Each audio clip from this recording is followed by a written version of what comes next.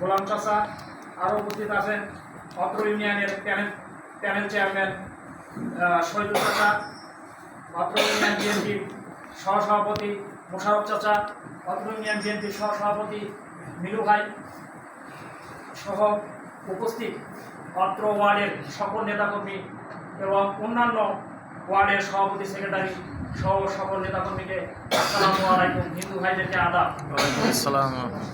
অত্র ওয়ার্ডে আপনারা ইউনিয়ন নির্বাচনের আগে একটি ইউনিয়ন প্রার্থীদের একটি পরিচিতি সভা করেছিলেন।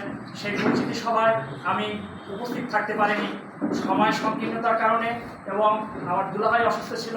আমি নমিনেশন ফর্ম তুলে বগুড়া চলে গেছিলাম। তারপরেও আপনারা যে আমাকে ভালোবেসে ভোট দিয়ে এই 14 নং দুর্গাপুর ইউনিয়নে সর্বোচ্চ ভোটে জয়লাভ করিয়েছেন, এই জন্য আমি আপনাদের কাছে কৃতজ্ঞ এবং আন্তরিক শুভেচ্ছা ও অভিনন্দন জানাচ্ছি।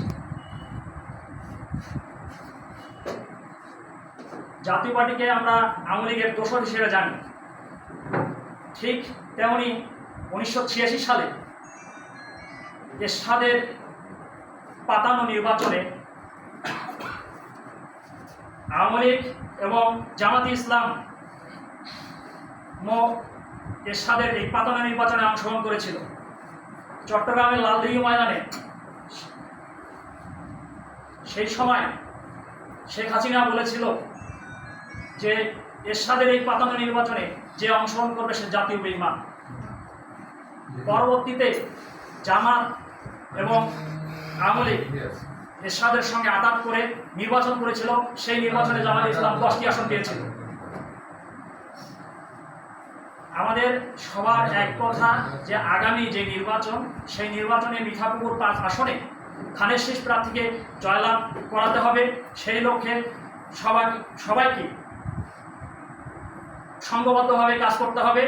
শহীদ প্রেসিডেন্ট অমর হক খালেদা জিয়া জিন্দাবাদ, তারুণ্যের অহংকার তারেক রহমান জিন্দাবাদ।